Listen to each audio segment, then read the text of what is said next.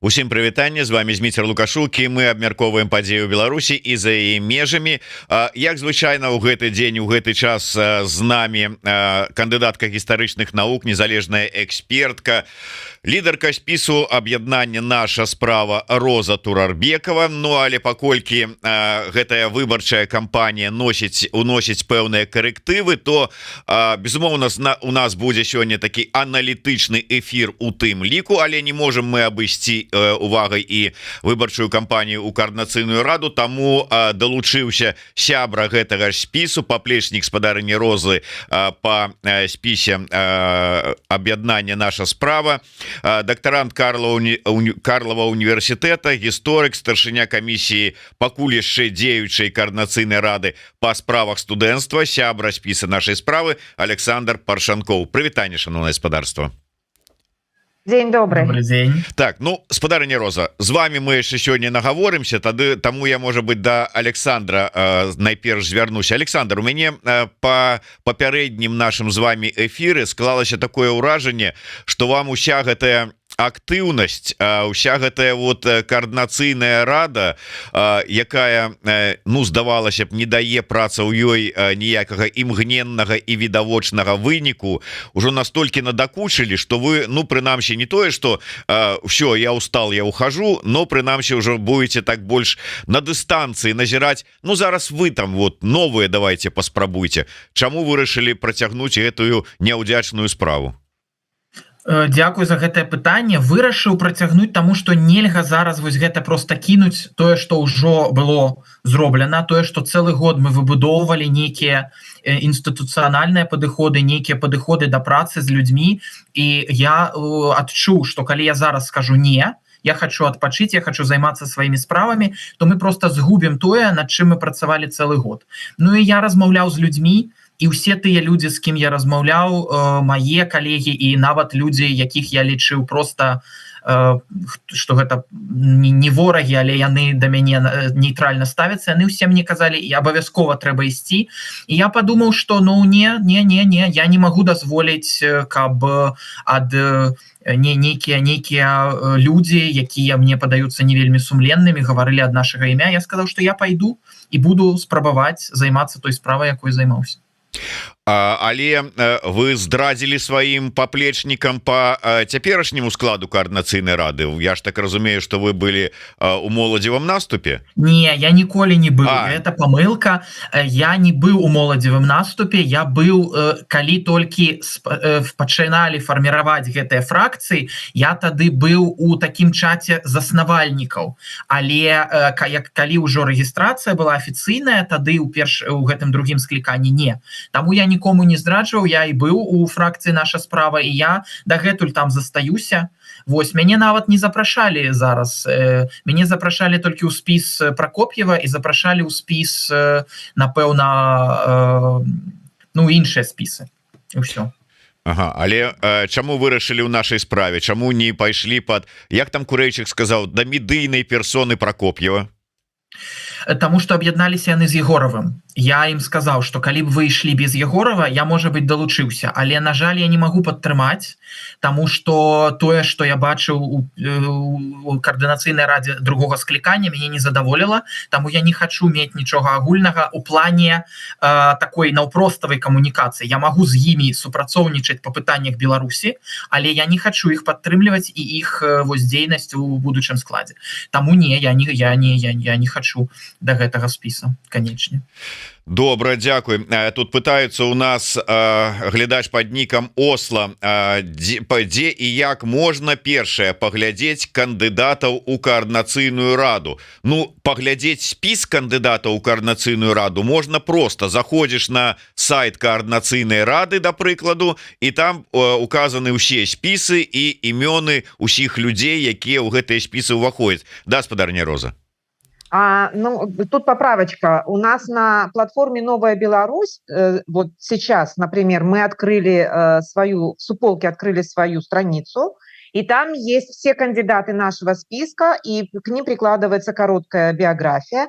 там есть наша программа и так далее и тому подобное. То есть, короче говоря, информация о нашем объединении и в том числе о нашем списке. Весьма, ну, достаточно более подробная информация там с фотографиями и так далее. Я думаю, что все остальные команды сделают то же самое, потому что в конечном итоге мы же и голосовать будем так или иначе, исходя вот из этих возможностей, я имею в виду цифровых. Это же платформа «Новая Беларусь», которая была создана Либером, и там собирается все вот, что связано с нами, да, с белорусами. Вот там я вам рекомендую зайти туда. И второе, это, конечно, непосредственно соцсети Координационной Рады, как то, будь то Telegram, Instagram, будь то Facebook, собственно говоря, сайт Координационного совета, там вся полная информация имеется, но я думаю, что вот сейчас вот все больше и больше будет наполняться страницы вот на Новой Беларуси. Призываю всех зайти в Новую Беларусь, я имею в виду на платформу, скачать это приложение, и уже оттуда будете получать более такую подробную, свежую информацию. И там, кстати говоря, размещено наше обращение по поводу петиции. Я думаю, что сейчас Александр про нее скажет, потому что у меня и так будет много времени говорить.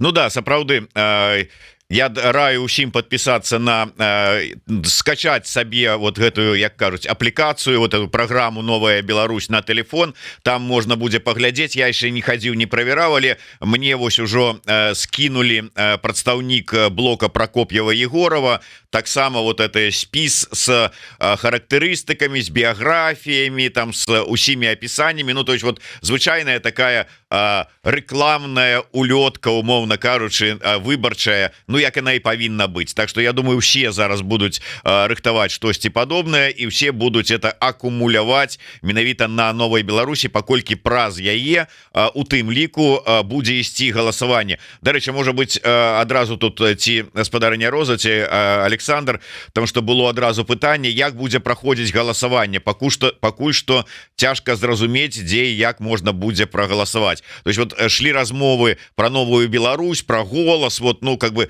нібыта было не канчаткова вырашана. Ёсць уже рашэнне Праз Новую Беларусь, праз прыкладанне Новая Беларусь, да. То есть все праз Новую Беларусь. Ну вот вам и отказы, калі ласка. Спадарыня Роза, я хотел бы до вас яшчэ звярнуцца таксама с таким пытаннем, ужо паколькі мы гэтую частку аддалі менавіта такой менавіта выбарчай тэматыцы. Усё ж таки лідар спісу, наколькі вы сапраўды, ну как бы вот, ну так склалася, что вот а больше няма кому, ці вы у пэўнай ступені, ну менавіта як лідар спісу, такі зіц-прадседатель. Я не по астатніх ваших компетенциях, а вось по этой лідарской, вот как бы это формально, ці вот сапраўды вот как бы лідар, і вот за мной усе шчыльнымі радамі. Я хочу сказать, что мы паміж сабою решали гэта пытанне, і гэта пытанне вырашылось як бы органично, тому что зараз, по мнению членов нашего объединения, наша справа, у меня достаточно высокий рейтинг, медийный и не только, репутация. Мне было предложено объединением, членами объединения «Наша справа» возглавить этот список. И, в общем и целом, все согласились с этим. Поэтому, ну, как бы, тут есть несколько причин. Первая причина – это то, что моя работа все-таки в Координационном совете в качестве заместителя Международной комиссии вот не прошла незамеченной, да. Так, по Фрейду такая оговорочка такая, да? Да, нет, Полина Броди, прошу прощения. Вот, но, конечно, моя активность в связи с моей экспертной деятельностью – это два. Третье, мы, в общем и целом, долго работали над нашей предвыборной программой и проводили предварительно даже научные семинары и публиковали policy paper, где я везде выступала в качестве организатора и автора этих policy paper. То есть, в общем и целом, идейную составную часть часть, да, в конечном итоге делала я вместе, например, с другими членами нашего объединения, как это сказать, наша справа. Но и по итогу получилось по совокупности, как говорится, заслуг. Вот получилось, что мне сделали такое предложение члены нашей справы и решили, что буду я лидером списка. Еще я хотела бы отметить такую особенность, то, что определенная часть членов нашего списка в 2020 году выдвинулись в качестве активистов Свободного профсоюза, откуда я, кстати говоря, знакома с Александром Паршенковым и с Настой Мохаммед. Как выяснилось, и мы, оказывается, вышли из одной колыбели Свободного профсоюза. Вот. Ну, уже не говоря о том, что на тот момент я была преподавателем, а они были студентами. Вот. Поэтому мы не оказались случайными людьми в этом случайном списке. Мы разделяем взгляды друг друга, знаем друг друга с 2020 года, как-то там вместе бегали от ОМОНа, почти что так. Вот, и знаем друг друга по еще профсоюзным нашим собраниям, сходкам, попыткам там зарегистрироваться, деятельностью внутри Белорусского государственного университета или, например, как у Насти речь идет о медицинском университете. То есть, в общем и целом, как бы наши связи, в том числе и взгляды идеологические, проверены временем, если можно так сказать, по крайней мере, с 2020 года. Короче говоря, мы там не случайные люди, и я надеюсь, я не являюсь случайным лидером, но я очень рада, что в нашем списке, во-первых, много женщин, во-вторых, много молодежи, и этому я очень рада. Они очень активны, я прислушиваюсь к ним, и они тащат на себе достаточно большую часть работы. Вот, то есть меня моя университетская, преподавательская как бы сущность, она меня не покидает в этом отношении. Но последнее, что я хотела бы сказать, я хотела бы, чтобы именно Александр объявил об этом, с тем, чтобы, как это сказать, я не выглядела чрезмерно авторитарной, вот, чтобы Саша объявила о нашем самом главном событии, которое бы мы хотели провести, невзирая, конечно, мы в рамках кампании это проводим, но за пределами этой кампании тоже выходим, потому что это то, ради чего, собственно говоря, мы идем в Координационный совет. Александр, пожалуйста. Ну что ж, да, паколькі как это выпадковы случайны прэзідэнт у нас уже ёсць, так что выпадковага лідара, я думаю, что больше не будем. Нават кніжка ёсць такая, як пацверджанне. Александр, як пацверджанне того, что спадарыня Роза не з'яўляецца аўтарытарным лідарам, вам права перадаецца зрабіць важную заяву. Я спачатку скажу, что сапраўды ўсё, што сказала Роза, з гэтым пагаджаюся. У нас у спісе абсалютная дэмакратыя, мне комфортна працаваць, і было заўсёды комфортна працаваць, але зараз ніхто нікому нічога не загадвае, як трэба рабіць. Мы ўсе працуем у камандзе, мы пастаянна нешта скідваем, нешта абмяркоўваем, і ўсё ідзе так, як мае быць.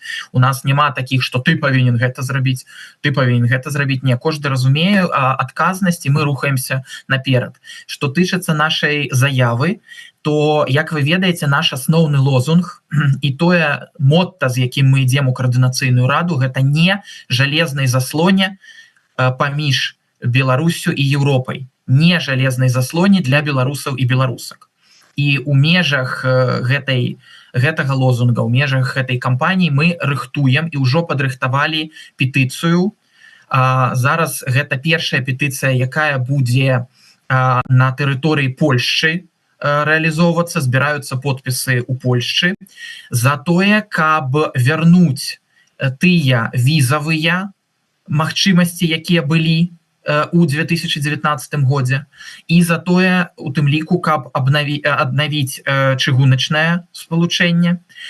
А сама гэтая петыцыя важная вельмі тым, што мы хочам паказаць, што мы адрозніваемся ад уладаў, нелегітымных, аўтарытарных уладаў, якія зараз знаходзяцца ў Беларусі, і што мы просім звярнуць улады Польшчы увагу на тое, што мы не хочам, каб нас асацыявалі менавіта з вось гэтым рэжымам, і мы просім, каб не самое галоўнае, нас не абмяжоўвалі ў правах, тому что нам патрэбна мабільнасць, нам патрэбна магчымасць даведаў, доступ да ведаў, нам трэба вучыцца ва універсітэтах. Калі зараз будзе пабудаваная жалезная заслона паміж Беларусю, яна ўжо амаль апусцілася, але калі яна будзе канчаткова апушчана, то зняць яе, пераадолець яе будзе вельмі цяжка. Таму мы заклікаем усіх беларусаў падпісваць нашу петыцыю. Петыцыя ёсць і на нашым сайце. Петыцыя ёсць і ў соцсетках. Мы зараз яе пачынаем актыўна распаўсюджваць, таму вы ўбачыце яе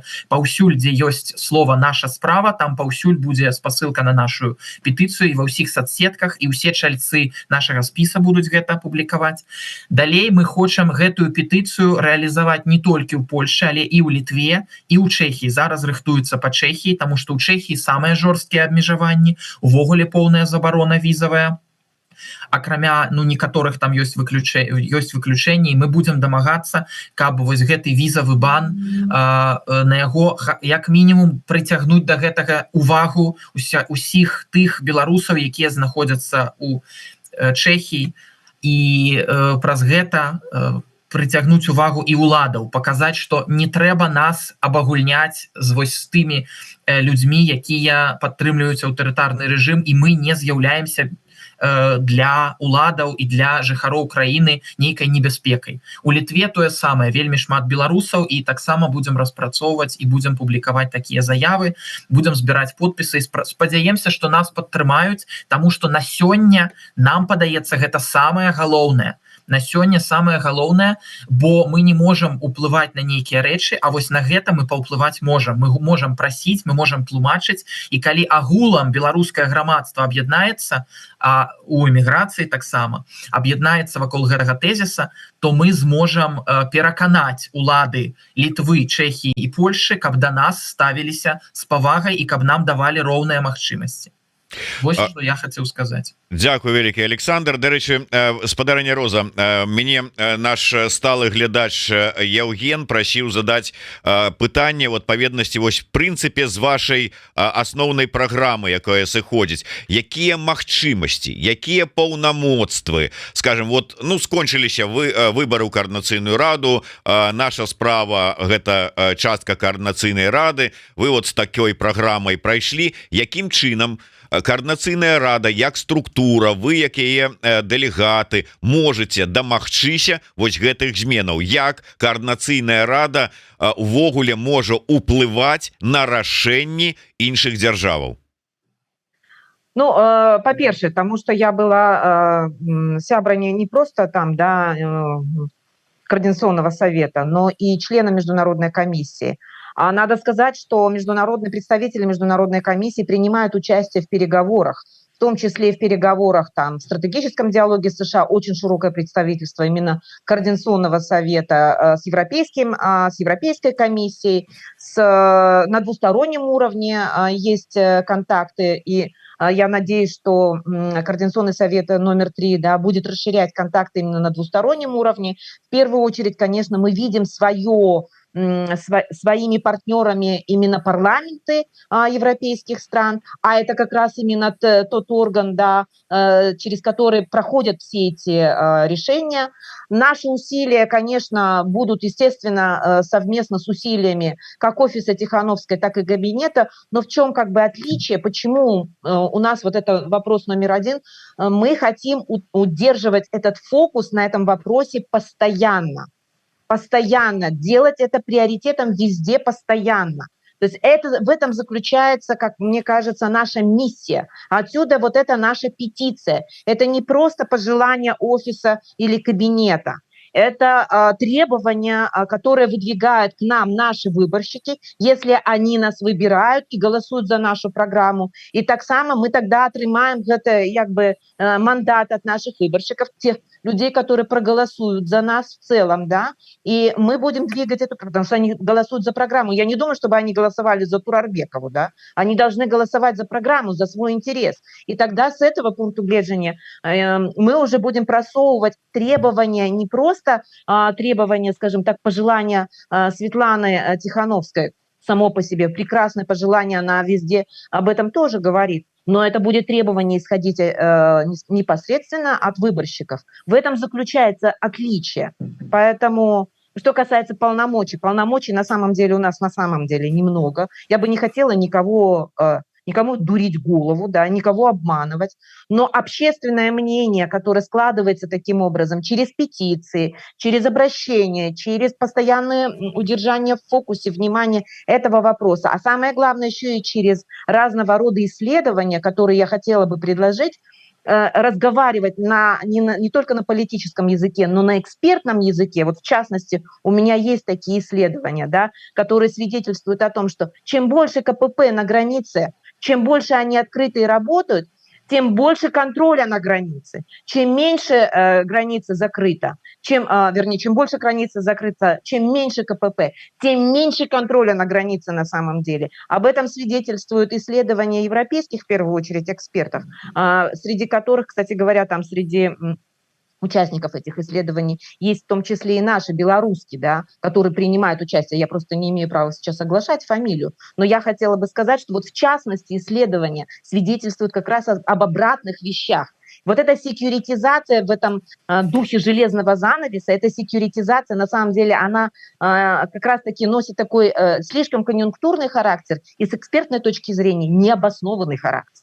Вот то, о чем мы бы хотели говорить, на каком бы языке мы бы хотели говорить. Не только на языке пожеланий нашим партнерам, но и на языке, в том числе экспертном, научных исследований. Говорить о том, что просто само по себе закрытие границ, сокращение количества открытых КПП не приводит к увеличению контроля на границе. Это во-первых. Во-вторых, кстати говоря, есть нюансы, о которых мы вот только сейчас начинаем узнавать. Что касается оформления польских виз в Беларуси, я, например, читала заметку о том, как сейчас сложно загружать документы и заполнять аппликации для того, чтобы получать, да, документы. Вот такие вот детали, моменты, конечно, я думаю, что вот на этих вещах мы хотели бы сосредоточить наше внимание. Понятно, что мы не можем, диктовать свои условия или требования миграционным службам, кто мы такие. Но и мы имеем право, как люди, в конце концов, да, ну, і тут трэба дадаць, што калі нас падтрымаюць, калі падпішуць гэтыя петыцыі як мага больш людзей, то тады і ў нас будзе больш магчымасцяў выбіваць паўнамоцтва. Мы паказваем, што вось мы абапіраемся на думкі гэтых людзей, і гэта не толькі там каардынацыйная рада, гэта яшчэ і прага гэтых людзей. А каардынацыйная рада гэта ўсё ж такі легітымная структура, якая ў тым ліку мае голас у Польшчы, у Літве. Александр, я до вас звярну пытанне, і пасля гэтага я, на жаль, вас гэтым разам адключу. Мы са спадарняй Розай змаглі і на іншыя тэмы асобна пагаварыць. Пытанне будзе до вас такое агульнае, таксама вот вы просто ў працяг ваших словаў про тое, колькі за нас прагаласуе. Пытанне ад Лейбы Бранштейна, які пытаецца зараз, якая колькасць выбарцаў павінна прагаласаваць, каб выборы лічыліся адбыўшымися, ці гэта можа быць нават один чалавек. Вот такія у вас прогнозы, якое у вас бачанне, і ввогуле гэта тэма абмяркоўвалася ці не абмяркоўвалася, якая пазіцыя? Абмяркоўвалася, і мы разлічваем на мінімум 60 тысяч удзельнікаў. Ну все, значится, Остапеня выйграе спрэчку у Шрайбмана і Сугак, бо ён паставіў на 50, што прагаласуюць, так што калі выканаеце. Вось тут наша праца і вашая праца. То бок мы як удзельнікі, як патэнцыйныя кандыдаты і як людзі са сродкаў масавай інфармацыі, якія могуць заахвоціць людзей, могуць растлумачыць. Зараз мы павінны растлумачыць людзям у тым ліку, чаму важна удзельнічаць у гэтым галасаванні. І калі мы зможам знайсці правільныя словы, мы зможам патлумачыць, то тады будзе не толькі 60 тысяч, можа быць і болей, і болей, і болей. Галоўнае, каб мы знайшлі правільныя словы, а людзі хацелі чуць гэтыя словы. Бо шмат хто кажа, што ўсё прапала, да пабачэння, хавайся ў бульбу, але гэта ж неправда. Трэба змагацца, трэба шукаць пастаянна варыянты, у тым ліку прыйсці і прагаласаваць за кандыдатаў у каардынацыйную раду, гэта таксама выйсце. Дякую вялікі. Я попрошу зараз вот отключить Александра ад нашага стрыма с падзякай. Я думаю, что мы падчас этой кампаніі яшчэ і з ім там ці вот з кім іншымі з нашай справы з гэтага спісу сустрэнемся. Мы працягнем з гаспадарыняй Розай абмяркоўваць іншыя пытанні, хотя я думаю, что тым ці іншым бокам гэтую сітуацыю там выбарчую координацыйнай рады ўсё адно не абмінем, тому что ўсё неяк так пераплятаецца, одно з другим звязанае. Прогучалі вось словы ад Александра, калі ён казаў про далучыўся до вас і казаў, чаму мы павінны даносіць пазіцыю, что беларусы не ўяўляюць небяспеку для для іншых краінаў, дзе яны зараз знаходзяцца. З гэтай нагоды я б хацеў пачуць вот все ж таки ваше меркаванне з гэтым лістом, які, як высветлілася, быў падпісаны сахашчыкам, і вот менавіта ад яго па как прадстаўніка аб'яднанага пераходнага кабінета про тое, что нібыта паспалітае рушанне у Польшчы, Літвіны, ну не самі арганізацыі, а прадстаўнікі гэтых арганізацый рыхтавалі нейкія там ударныя беспілотнікі, якія павінны былі запусціць ці то з Украіны, ці то з тэрыторыі Украіны, ці то з Польшчы, ці то з Літвы па вот гэтых аб'ектах у нейкіх інфраструктурных у Беларусі. Што па выніку, як выглядае, на тое і стала падставай для словаў Церцеля падчас гэтага УНС. І узнікае пытанне, калі па выніку потым давалі Белсату каментары прадстаўнікі аб'яднання Ліцвіны і прадстаўнікі паспалітага рушання і казалі, што у нас нічога такога не было, што гэта ўсё нейкае трызненне. Ці не атрымліваецца, што такім лістом гаспадар Сахашчык, как бы так скажем так, подставіў тых беларусаў, якія знаходзяцца на тэрыторыі Літвы. Я уже кажу агулам, конкретно прынамсі тых, якія займаюцца там, скажем, у аб'яднанні Літвіны, ці ходзяць на трэніроўку паспалітае рушанне, што зараз на іх будуць глядзець як на сапраўды можа быць нейкая небяспеку нацыянальную ці яшчэ што-небудзь. То есть как-то вот як вы ацэньваеце эту ситуацию? Ну вот для этого и нужен Координационный совет, чтобы таких вещей не было, или чтобы такое предотвращать, или такое должно быть, извините меня за это, он должен нести ответственность.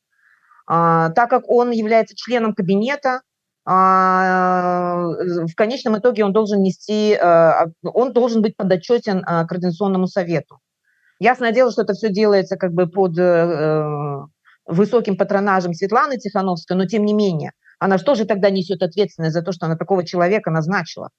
И мы как бы согласились с этим. Он же прошел через слушание Координационного совета.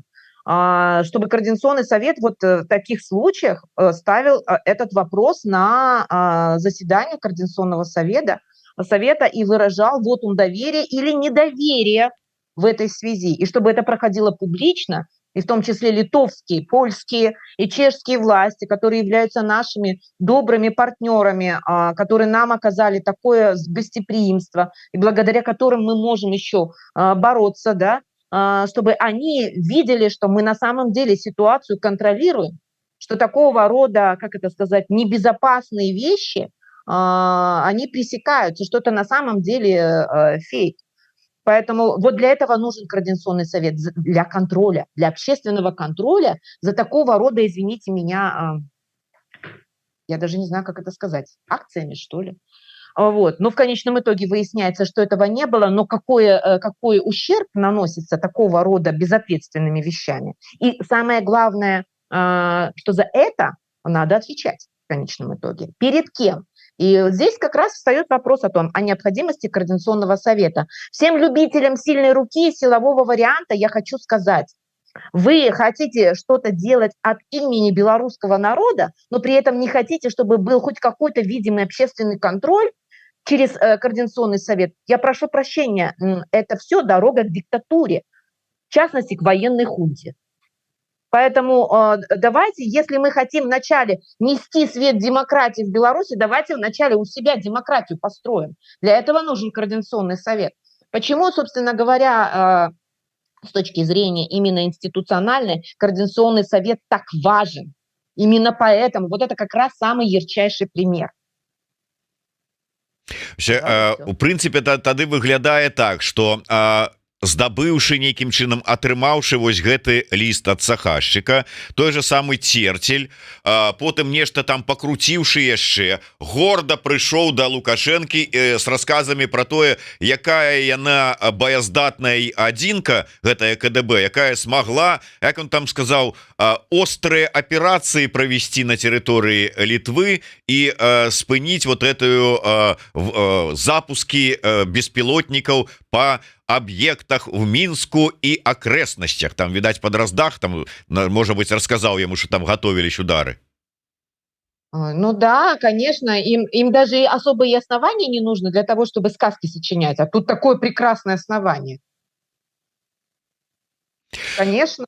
А давайте мы працягнем про наш непрыступны, баяздольны і ўвогуле прыклад для ўсіх спецслужбаў свету КДБ, які, як высветлілася, кіберпартызаны взяли і вельмі так лёгенька скалупнули, дастаўшы з яго вялізную базу розных матэрыялаў.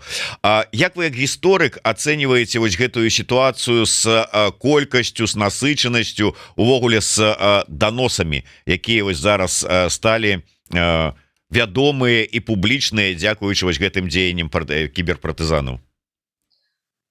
Ну, конечно, сама по себе тема очень такая, как это сказать, я испытываю такое, ну, такое чувство брезгливости, когда мы с вами вынуждены, да, обсуждать это как явление.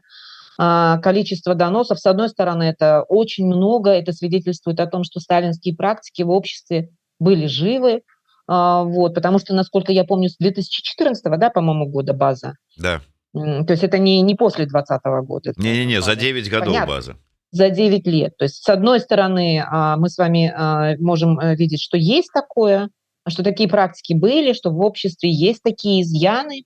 Вот. С другой стороны, если честно, я бы подумала, что слишком было бы много, если бы это было бы за последний там, год, 2-3, да. А так как это за последние 9 лет, да, по-моему, да. То... Прошу прощения за то, что я сейчас это скажу. Мне не кажется это количество каким-то критически большим. Оно не свидетельствует об такой прямо глубокой социальной болезни. Но, как вы знаете, недавно в Германии был избит главный доносчик. Не главный, извините, рекордсмен по доносам. Молодой человек, я сейчас не вспомню, я помню, что в земле Саксония-Анхальт молодому человеку, по-моему, чуть не 18 лет, но он уже написал более 4000 доносов. Вот поэтому я хочу сказать, что, к сожалению, иногда количество доносов не свидетельствует об уровне, как это сказать, сознательности, демократичности, гражданственности, толерантности в обществе. Видите, какие, как бы, как это сказать, интересные кейсы в демократической, на самом деле, демократической очень процветающей и действительно с крепкими демократическими институтами и процедурами Германии. Вот. Но так или иначе, нас все равно должно это настораживать. Интересно было бы сравнить чисто с экспертной точки зрения, повысилась ли интенсивность доносов после 2020 года, например. И если бы вот здесь можно было бы сравнить, тогда можно было бы понять, общество, насколько оно, как это сказать, поражено этим пороком, поражено этой вещью или нет. Или же оно находится в таком же состоянии, то есть как было до 2020 года, так и осталось. Вот это было бы интереснее было бы это узнать и сделать определенный такой вывод с точки зрения состояния белорусского общества сейчас. Но еще раз повторюсь, мне этот объем не кажется чрезмерно большим за 9 лет. Но нужно провести более тщательный, глубокий анализ насчет этого.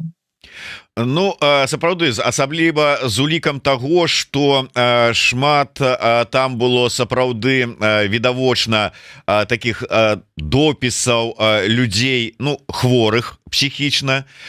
Па-другое, вельмі шмат было лістоў напісаных чамусьці КДБ Беларусі, але грамадзянамі з тэрыторыі России той же самой, ёсць нават там троху з Украины, я уже не кажу про, скажем, там за межы таксама нешта писали, але былі, вот я не ведаю, наколькі вы там глядзелі, зараз СМИ давали самыя цікавыя кейсы, якія былі імі знойдзеныя, і да прыкладу мяне асабіста вельмі уразіла тое, што з таким зваротам да старшыні КДБ звярнуўся, ну нібыта чалавек ужо атрымліваецца з апозіцыі, які пайшоў супраць рэжыму, які выехаў з краіны і то ці то 15 ці то 17 гадоў на той момант ужо пражыў за мяжой у Германії, былы начальнік мінскага СІЗА нумар 1 Алкаев, і ён піша ліст начальніку КДБ, старшыні КДБ, там з просьбай пракансультаваць яго, як яму размаўляць з журналістамі шведскімі са Швецыі, якія там прыйшлі да яго па каментар ці папрасілі каментар з нагоды яшчэ аднаго супрацоўніка КДБ, які ўцёк за мяжу. І вот как бы такое адчуванне, што ў прынцыпе калі адкрыюцца архівы, а не толькі вот гэтыя базы даносаў, то мы можем даведацца вельмі шмат цікавага.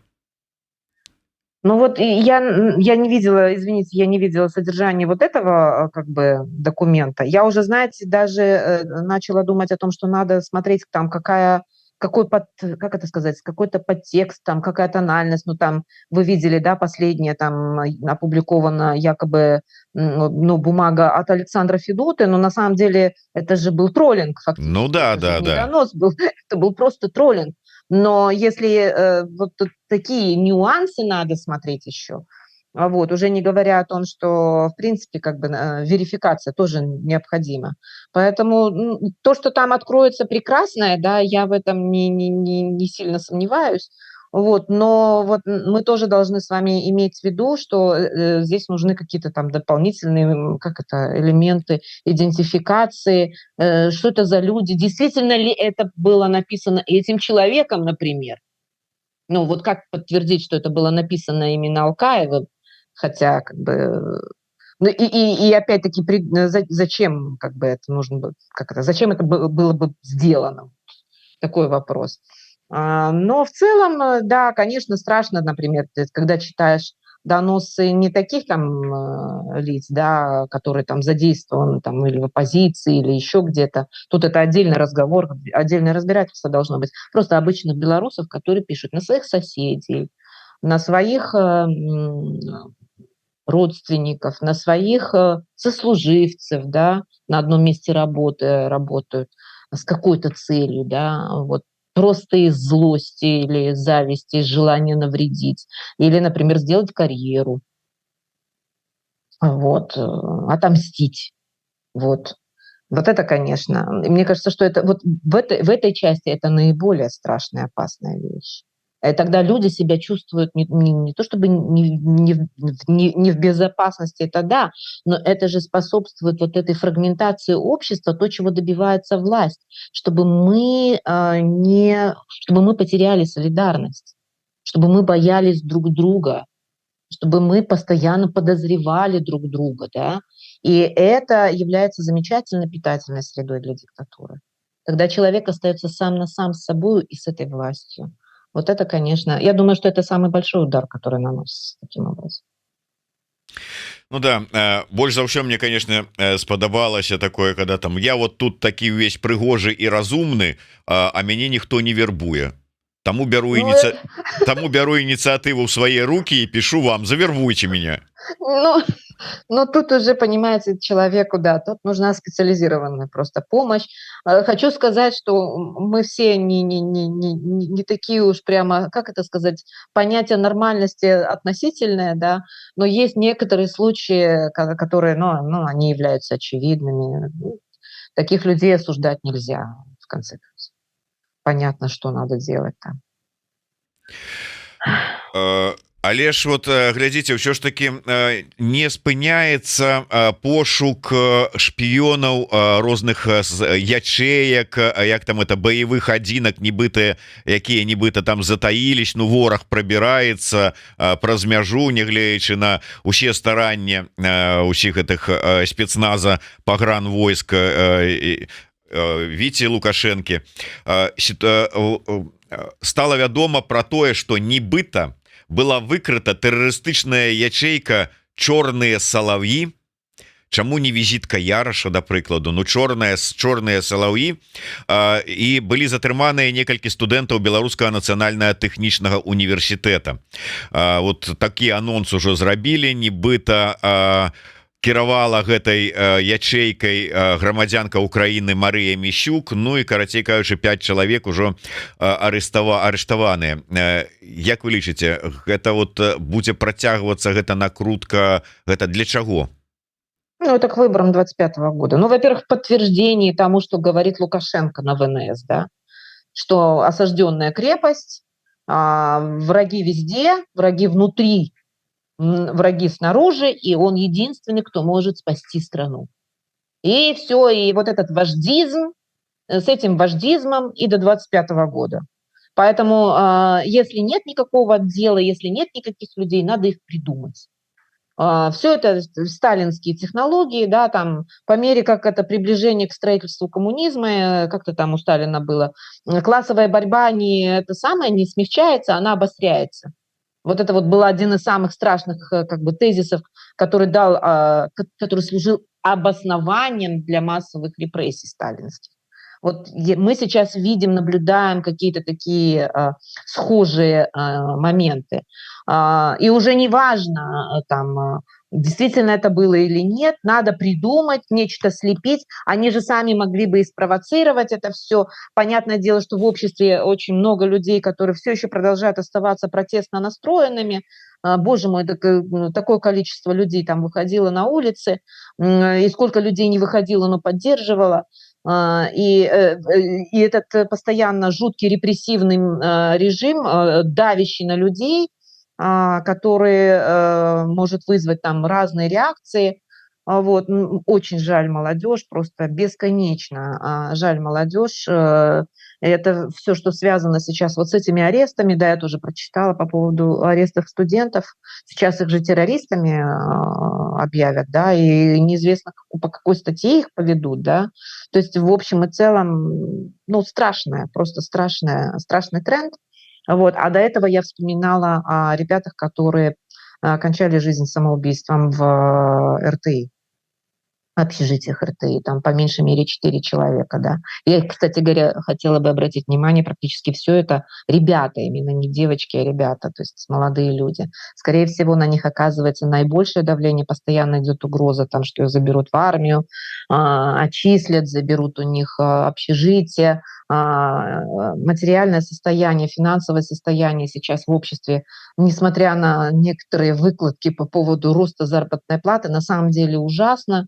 Сейчас просто социальное положение большинства людей, по крайней мере, в сфере образования, то, что я слышу, разговариваю с людьми оттуда, они мне рассказывают, ну, ситуация ухудшилась в разы. Я не знаю, я не берусь судить, что там экономисты говорят про какой-то там рост экономики, рост зарплаты. Я не знаю, где эта зарплата растет. Я могу сказать только одно. Пенсионеры, студенты, педагоги, учителя, преподаватели находятся на грани существования практически.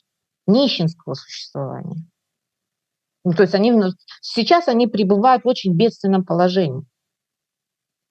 Поэтому в этих условиях, да, еще и атмосфера террора, давление на них, весь этот милитаризм, патриотизм, давящий на них, и параллельно постоянные угрозы, что если они чего-то не сделают, то их отчислят. Если их отчислят, они попадают в армию. Если они чего-то не сделают, то их лишат общежития. У них нет средств для того, чтобы себе снимать жилье в Минске, например, и так далее и тому подобное. Когда молодому человеку, там, я не знаю, 18-19 лет, такое постоянное давление, хамское отношение и постоянное терроризирование приводит к такого рода исходам. Это, и с моей точки зрения, это просто страшные вещи, это скандал. В кои-то веки в белорусских вузах, в белорусских общежитиях, минских общежитиях совершено подряд сразу 4 самоубийства. Я просто вспоминаю там одну смерть трагическую, там, например, от наркотиков, которая была на факультете международных отношений у первокурсницы, которая случайно там попала в очень плохую компанию, и с ней такое случилось. Я вам хочу сказать, это был такой жуткий прецедент. Мы там разбирались и расхлебывались, мы такие кампании уже проводили, такие беседы с нашими студентами, чтобы они не повелись на эти наркотики. Это было еще задолго до 2020 года. А тут сразу 4 человека, и никто за это не был, извините меня за выражение, наказан. Ни ректор, ни проректор, никто не понес за это ответственность. Это же вообще как бы о чем свидетельствует? О жесточайшем таком террористическом режиме, который теперь является нормой. Поэтому в этих условиях сейчас, если этих 4 студентов несчастных схватили, и сейчас им припаяют, там, я не знаю, статью, срок, и под пытками заставят признаться черт знает в чем, потом выставят террористами, вот рэфа. Я хотел бы звярнуцца да тэмы вось гэтага нафталінавага мерапрыемства под назвай «Усебеларускі народны сход». Зразумела, что калі яно там некалі можа быць і задумываўся як такі сродак, механізм для транзіта улады, то безумоўна яно как бы нават не пачало працаваць у гэтым накірунку. Але як вы лічыце, яшчэ колькі часу таму, нават по-моему гады 2 таму, такі вядомы наш палітолог, эксперт, аналітык Ігор Тышкевич сказаў, што вось гэты вось электаральны цыкл гэта будзе апошні цыкл, які Лукашенко пройдзе ад пачатку до конца. Наступны цыкл, ён, конечно, пойдзе на выбары, але до конца яго не прасядзіць. Як вы лічыце, ўсё ж таки можа быць, ну зараз не, але пасля 25-го года, там якім-нибудь годзе 27-м, вось гэты механізм транзитности и включить где-то там под креслом старшини этого УНС? То есть вы имеете в виду, что все-таки ВНС это такая, как это сказать, спящая, да, там... Да, спящая... ячейка транзита. Ячейка транзита, да. Я не уверена в этом. И для того, чтобы быть такой спящей ячейкой, для этого нужно, чтобы он не был таким огромным и громоздким. То есть там какой состав, я не помню, сколько тысяч человек там? Ну, там 1200, там что ли, там такое? Ну, понимаете, как это, представить себе сговор 1200 человек, я себе не представляю. То есть я вспоминаю, например, если уже в историю уходить, да, я вспоминаю, конечно, например, каким стал первый съезд народных депутатов СССР, да, вы помните, наверное, вот эту вот прямую трансляцию, она буквально взорвала общество изнутри, потому что там, наконец-то, люди начали слышать правдивые речи, а не заученные вот эту вот идеологическую ерунду, и это просто как бы открыло шлюзы и потекло, да, буквально. Но я должна сказать, что первый съезд, а потому он был первым, по-моему, последним, да. Вы помните второй съезд народных депутатов СССР? Я не помню. Вот он был первым и последним. Я не думаю, что он похож на первый съезд народных депутатов СССР, потому что процедура избрания на ВНС, она не является демократической, она и совсем в другом контексте. Поэтому это не тот институт и уж точно не тот состав, который сейчас избран в качестве этих депутатов ВНС. Не, ну я не имел на увазе, что там яны сговор які-нибудь устроят, переворот, отлучат Лукашенко от улады и так далее. Не, просто вот потым Лукашенко уже канчаткова перасядзе на одно это кресло старшыні прэзідыума УНС и оттуды уже посадят нарэшце там нейкага там свайго пераемника. Не могу себе представить, чтобы он в сознании был бы согласен на такое. Я думаю, что он прекрасно понимает, в отличие от всех нас, он лучше нас понимает, что быть президентом – это значит быть первым. Ничто не способно заменить это. Он никогда не согласится быть вторым. А глава ВНС не может быть первым по определению. Не может. Вот все эти игры в транзит и так далее, они на самом деле не являются таковыми. Они продолжают оставаться просто игрой. Смена власти, если произойдет, она произойдет совершенно по другому сценарию. Если речь идет о постлукашенковской Беларуси, да, то там есть, можно там выбирать разные сценарии. Ну, например, в условиях, когда произойдет такая оттепель, но при этом не произойдет смены режима. Это, скорее всего, будет в руках его ближайшего окружения. Это там созреет. Вот. Вот. Если произойдет что-то более как бы серьезное, радикальное, да, тогда возможно, как это сказать, возможны переговоры, но не сразу отложенные, но переговоры с представителями оппозиции, с представителями белорусского демократического движения. В случае, если мы вообще окончательно не утратим независимость, потому что мы должны иметь в виду в первую очередь еще и планы Кремля. А планы Кремля следующие. Вот сейчас с 24 по 26 год второй план интеграции, а следующий план интеграции как раз в 2022 году будет, 27-29 год. И по моим представлениям это как раз будет третий этап. Третий этап будет включать в себя планы по политической интеграции. Вот мы туда и попадаем, может быть. Вот это вот нехорошая новость. Совсем, ну как бы есть плохая новость, есть не очень хорошая новость, есть плохая новость, а это самая худшая новость. Вот это самая худшая новость из вот этих трех, как говорится, вариантов. Гэтая баявая рыторыка Лукашэнкі, яна мела сабой падставы, ці гэта рыторыка напалоханага пацука, якога загналі в угол, і ён тады пачынае кідацца на ўсіх навокал? Я вот думаю, что, ну, первое состояние, конечно, его, но тут уже я не буду там оценивать там, с точки зрения психологии, вот, или еще лучше психиатрии, да, вот, но он должен был послать месседж, и этот месседж он отправляет в разных направлениях, да. В первую очередь внутрь страны, сидеть под плинтусом и не высовываться, иначе всех тут, да, и отсюда все угрозы относительно родственников. То есть собственность мы у вас уже отняли, извините, еще не отняли. Судов еще не было. Вот, но он уже отнял. Вот, то есть вопрос решенный. Родственники, то есть у меня заложники, мы, если что, ваших заложников там и так далее. Вот. Это вот такая логика. Это вот посыл внутрь, да. И, значит, все остальные вообще должны как бы тень не отбрасывать даже. Ну и послание вовне. Не смейте вмешиваться в мои дела, помогать там всяким разным демократическим силам и прочее, ну и тогда я не буду вас трогать. Считать ли это отчаянием? Отчасти да, потому что признаком отчаяния здесь является, с моей точки зрения, отсутствие позитивной повестки. А повестка у него негативная. У него нет позитивной повестки. Он каждый раз говорит, и следующий год будет еще хуже.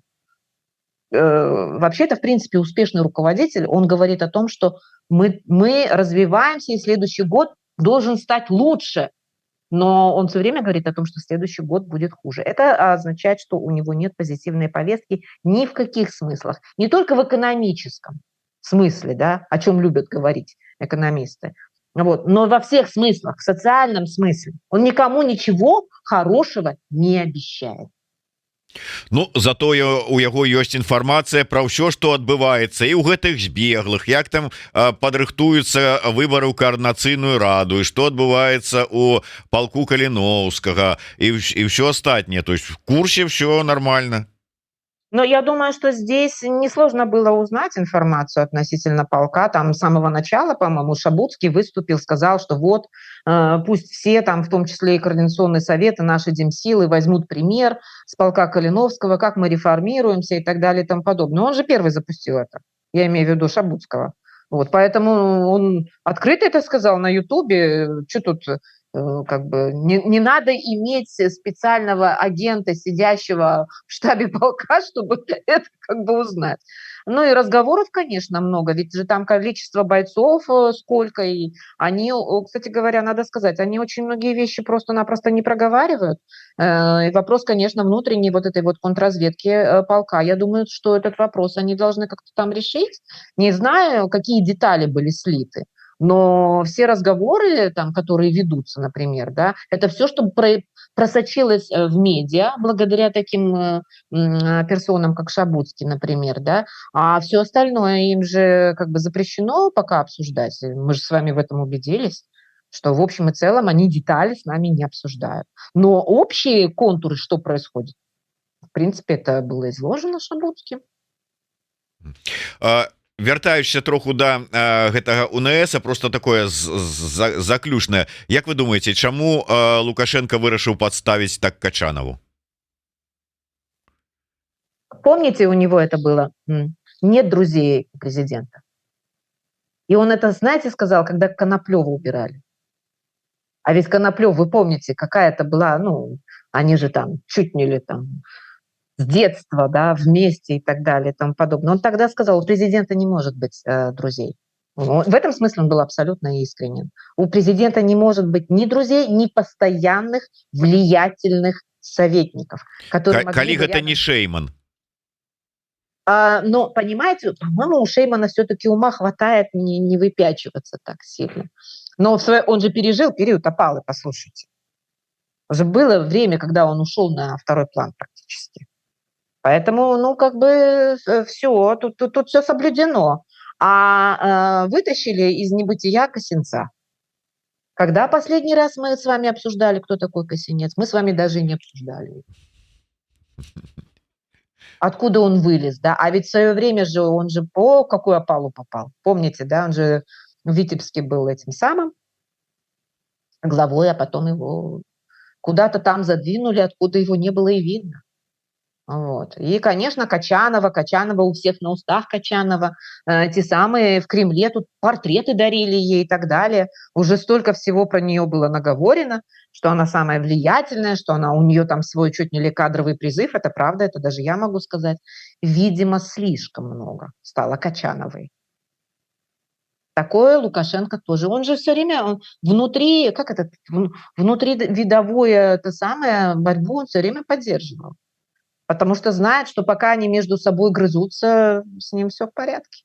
Это залог его успеха, как говорится. Давайте, может быть, завершаючи нашу размову на такую частку на Европу перакінемся. Сёння у афіцыйным журнале Евросоюза апублікаваная дырэктыва, якая прадугледжвае абход, ну что за абход санкцый будзе криминальная отказность. Что-нибудь изменит это?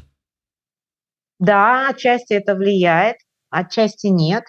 Я не знаю, на каком уровне сейчас, надо почитать, на каком уровне этот принятый акт связан с национальным законодательством.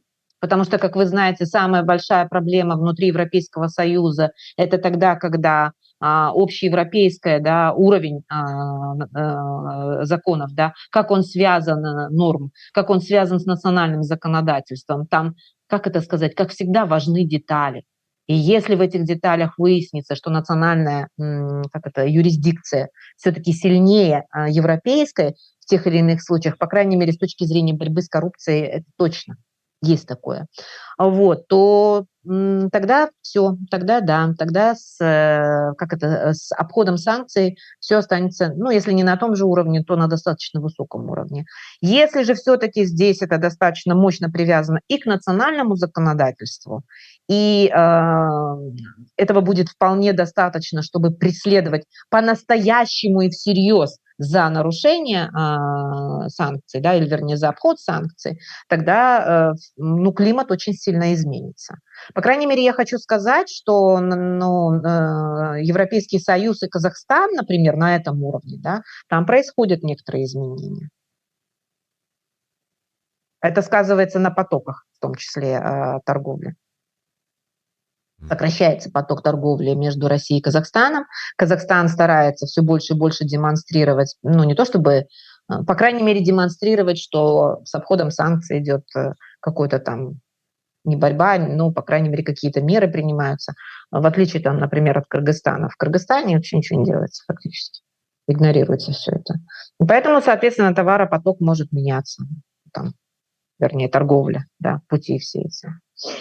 Ну вот примерно так. Я надеюсь, что вот здесь надо посмотреть более внимательно, с моей точки зрения, как взаимосвязан европейский уровень и национальный уровень юрисдикции при решении этих вопросов. На самом деле будут преследовать, на самом деле будут сажать или нет? По-простому, если. Вось на завяршэнне нашай размовы мы так закальцуем і вернемся да пачатку нашай размовы, да удзелу аб'яднання спіса наша справа о выбарах у Коардынацыйную раду і да вашага звароту, пра які вось больш падрабязна ваш калега казаў Александр Парфянкоў, ваш зварот да уладаў Польшчы пра тое, каб не закрываліся ад беларусаў, каб не было закрыцця пунктаў пераходу, ну візы і гэтак далей. А як ваша фракцыя, дакладней ваше аб'яднанне, вы ставіце да ідэі перакрыцця грузаперавозак праз беларуска-польскую мяжу? Но давайте начнем с того, что я вот готовила эту фразу для дебатов, но я и скажу ее здесь. Политика – это искусство возможного, а не невозможного. У меня вопрос заключается в следующем. Если мы выдвинем такое требование – закрытие грузоперевозок, как вы думаете, европейские правительства послушаются нас? Они перекроют действительно груз или нет? Я думаю, что ответ очевиден. Нет, не перекроют. Но что на самом деле, на чем бы на самом деле мне бы хотелось сосредоточить внимание, это на возобновлении пассажирских перевозок. Парадокс заключается в том, что на сегодняшний день грузоперевозки идут, а пассажирских перевозок нет. И в этой связи у меня вопрос. Несмотря на весь этот объем санкционный, да, который был принят, на все эти санкции, которые были приняты, торговля идет, торговля растет. И требовать большего введения санкций, для начала нам надо добиться того, чтобы те санкции, которые были приняты, на самом деле соблюдались. Вот в чем дело. То есть дырки затыкать надо. Но это уже к вопросу об ответственности, да? Это не к вопросу о принятии новых мер. Вот это важно. Вот с этой точки зрения я абсолютно согласна. Здесь надо требовать, чтобы санкции соблюдались. А как они соблюдаться должны?